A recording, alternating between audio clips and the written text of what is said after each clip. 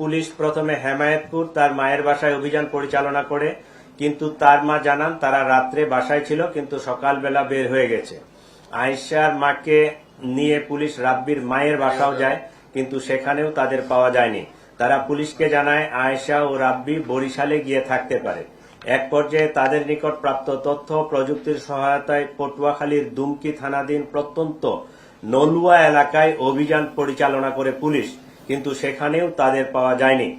পরবর্তীতে এডিসি মোহাম্মদপুরের নেতৃত্বে থাকা পুলিশের আভিযানিক টিম ঝালকাঠি জেলার নলছিটি থানার চরকারা গ্রামে আয়েশার স্বামী রাব্বির দাদার বাড়িতে বুধবার গতকালকে 10 ডিসেম্বর অভিযান পরিচালনা করে এবং বেলা আনুমানিক 12:30 ঘটিকার সময় আয়েশা ও তার স্বামী রাব্বিকে গ্রেপ্তার করতে সক্ষম হন।